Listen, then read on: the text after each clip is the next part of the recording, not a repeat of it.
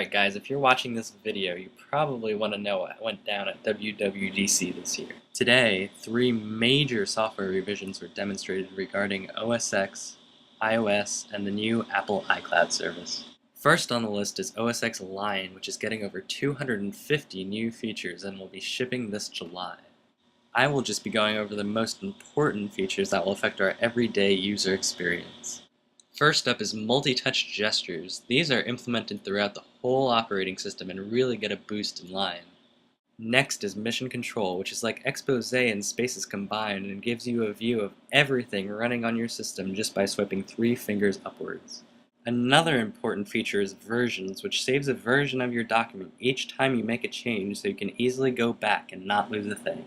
The last thing I have for you guys is Launchpad, which is basically an iOS-like view of your apps which is accessible from wherever you are on your computer.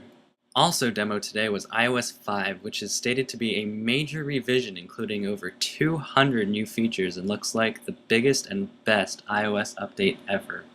The first update is one that many people have been asking for a long time, and that is notifications. Notifications are now beautiful, and I have a short clip that I'll play right now for you guys so you can see it for yourselves. Notification Center.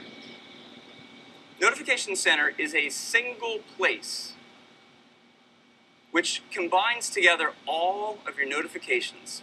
You can get to it at any time from anywhere on your iPhone or iPad or iPod Touch just by swiping your finger down from the top to reveal the Notification Center.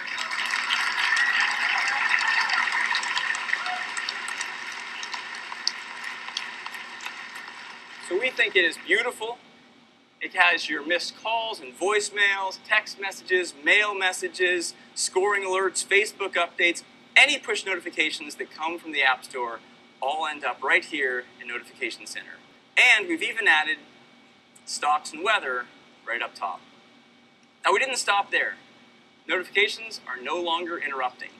So now if you're playing a game and someone sends you, say, a text message, you get a nice animation from the top. It's right. As you can see, it's a huge improvement over what we currently have, and I'm sure it'll make a lot of people happy. Next up is Twitter integration, which is implemented throughout the whole operating system and in apps such as Safari and Photos. The camera is another thing that got a really big boost in iOS 5. You can now take photos right from your lock screen and edit your photos using tools such as red eye reduction and one touch enhance. iOS 5 allows your devices to be completely PC free. And to explain a little more about that, here's a quick video. Number 8. PC free.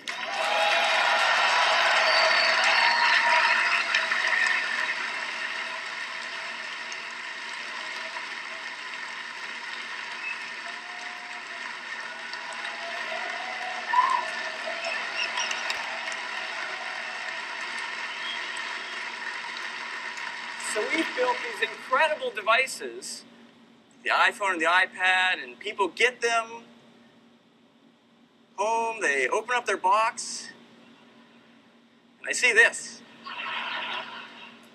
I say, what? You know, we're living in a post-PC world. In fact, especially with the iPad, we're ushering in the post-PC world.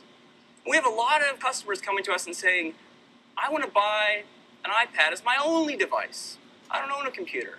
I want to buy an iPhone as my only device, my only actually internet access for where I live will be my iPhone. We know we're selling into a lot of places where the households just don't have computers. And they want to buy an iOS device as their only device, and that's exactly what we're going to support in iOS 5. Now, when you take your iPhone out of the box, instead of seeing this, you're going to see this. The last cool feature I have for you guys is iMessage. iMessage is basically like AIM or Yahoo Messenger for all iOS devices and works between the iPad, iPhone, and iPod Touch.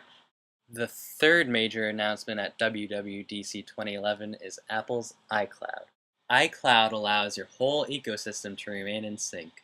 When one device creates something new, it's automatically pushed to all your other devices.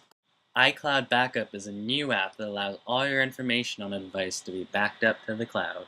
Documents in the Cloud is another new app allowing you to access any of your documents you're currently working on from any device. Photo Stream is a new feature that's basically the same as all the other cloud apps. When you take a new photo, it's automatically pushed down to all your other devices. iTunes in the Cloud is another new feature where, as you probably guessed it, you buy it on one device and it's automatically pushed down to all your other devices. iTunes Match is the last, but definitely not the least thing I have for you guys. It's going to be $25 a year, and to explain a little more about it, here's Steve Jobs. What is iTunes Match? Well, iTunes Match uses the fact that we've got 18 million songs now in the iTunes Music Store. And the chances are awfully good that we've got the songs in our store that you've ripped. And so we wrote software to scan those CDs, the ripped CD, the non-iTunes music, and match it up with those songs we have in the store. Right? And so we can give that music the same benefits as music purchased from iTunes, and it takes just minutes, not weeks. If you have to upload your whole library into some locker in the sky, that literally takes weeks. This takes minutes because we're scanning and matching your library, so we don't need to upload that large part of your library. And the few songs that remain, well, we'll upload them. But with 18 million songs, we're most likely to have what you've got.